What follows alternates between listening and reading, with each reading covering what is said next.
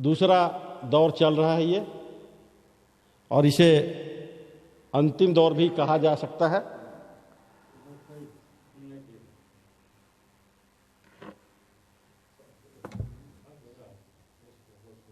इस दौर में आप देखेंगे कुछ नया जोश है, और जोश इसलिए है कि स्वरों को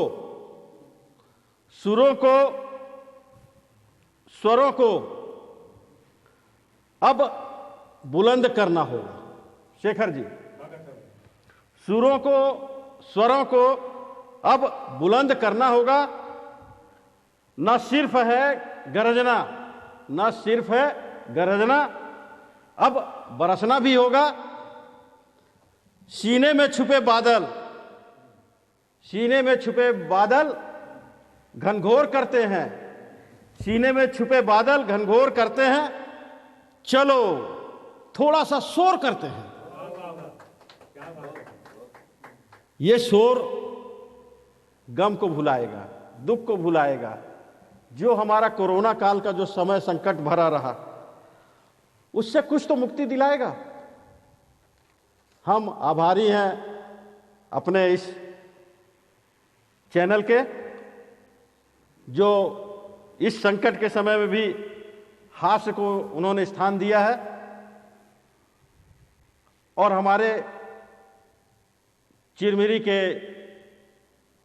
ख्याति नाम कवि जो राष्ट्रीय स्तर पर अपनी छाप छोड़ रहे हैं, जितनी सहजता से अपनी बात रखते हैं, निश्चित रूप से हम आभारी हैं इनके, क्योंकि ये अपना गम छुपाकर दूसरों को हंसाने की कोशिश कर रहे हैं।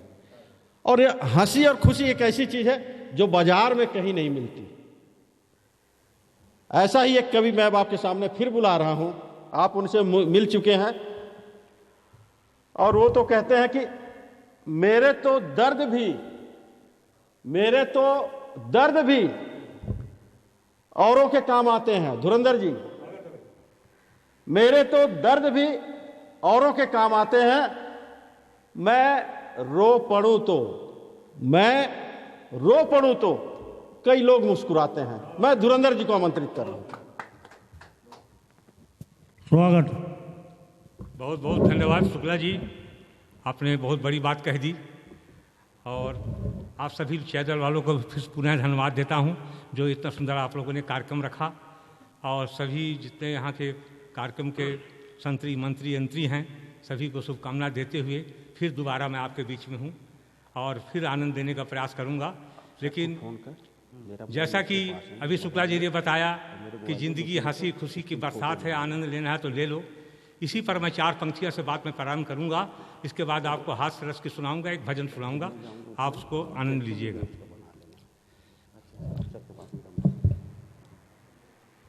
हाँ, तो धीरज जी और आप सभी मित्रों को कहता हूँ कि ज़िंदगी जो है होली का समय है, पता नहीं अगली साल होली मिले या ना मिले, ना आप जानते ना मैं जानता हूँ, किसी को कोई नहीं पहचानता।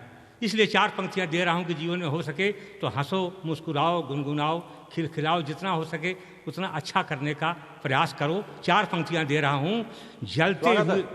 जलते हुए दिए से पूछो कि तेल कितना है, जलते हुए दिए से पूछो कि तेल कितना है, चलती हुई सांस से पूछो ये खेल कितना है।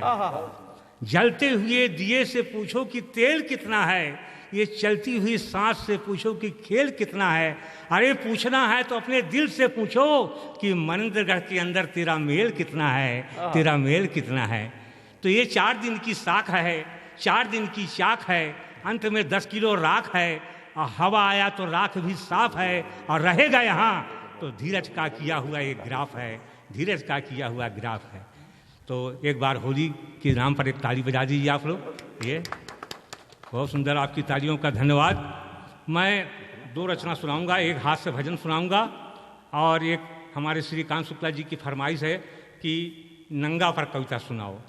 अब बताइए, नंगा पर कोई कविता सुनाता है क्या? नंगा कोई चीज़ है? कपड़े उतार दो तो आदमी हंसने लगता है। जहाँ देखो तहाँ नंगाई हो रही है। जहाँ देखो, अभी देखो यूपी में, देखो यूपी में क्या हाल हुआ, नंगाई का कारोबार एक हारे हुए समाजवादी पार्टी के नेता से मैंने पूछा, हारे हुए समाजवादी पार्टी के नेता से पूछा, भाई साहब साइकिल तो पंचर हो गई, साइकिल तो पंचर हो गई, अब क्या करेंगे? पंचर बनवाएंगे या दूसरा गाड़ी में हवा भरेंगे? बोले, धुरंधर तुम राजनीति जानते नहीं और हम नेताओं को पहचानते नहीं। हम भले हार गए, हम भले हार गए, इसका हमको गम नहीं, और कुर्सी से कोई हटा दे ऐसा किसी में दम नहीं। अरे हमारे तो दोनों हाथ घी में, हमारे तो दोनों हाथ घी में और सर कड़ाही में फंसा है।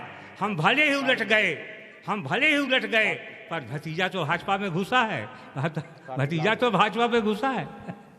तो मित्रों लीजिए, मैं आपको हास्य की रचना सुनाता हूँ, आप लोग थोड़ा ध्यान दीजिए, जरा इधर से मेरी तरफ देखिए, आनंद लीजिए। मित्रों, होली का समय था, हमने पत्नी को बोला चलो गंगा जी नहा करके आ जाते हैं, स्नान ध्यान कर जाते हैं, होली भी मनाएंगे और गंगा भी नहाएंगे।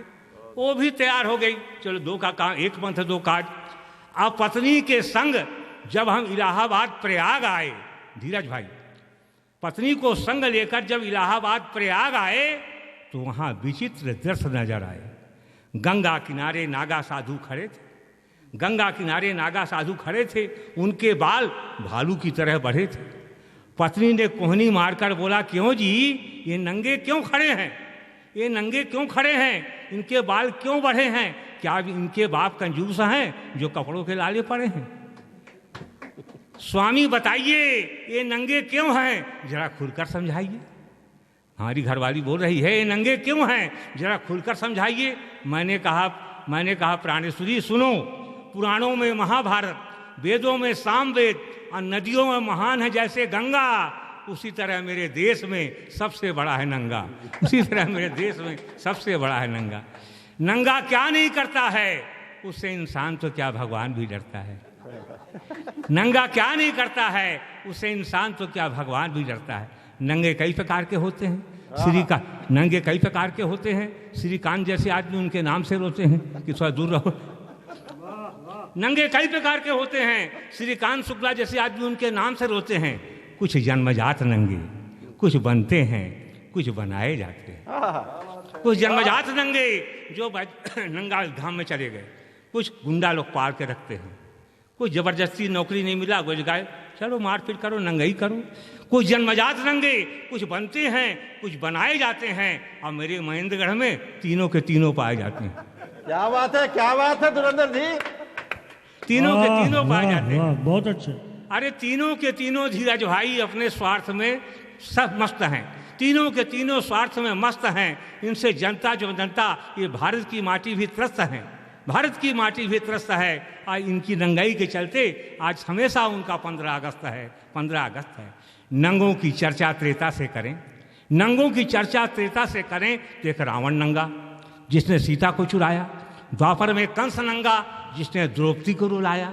परंतु कलयुग में क्या राजनीति, क्या शिक्षा, क्या उद्योग, कलयुग में क्या राजनीति, क्या शिक्षा, क्या उद्योग, हर क्षेत्र में इनकी छाप है। और नंगाई के मामले में ये तीनों युगों के बाप हैं, तीनों युगों के बाप।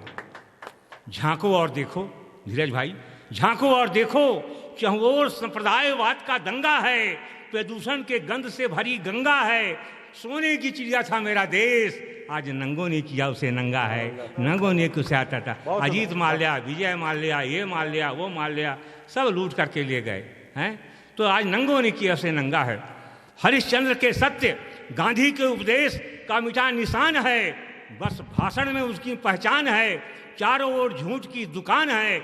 मैं सच कहता हूँ प्रिय, ये नंगे आज कलयुग में बड़े महान हैं, बड़े महान हैं, बड़े महान। बहुत सुंदर धुरंधर जी।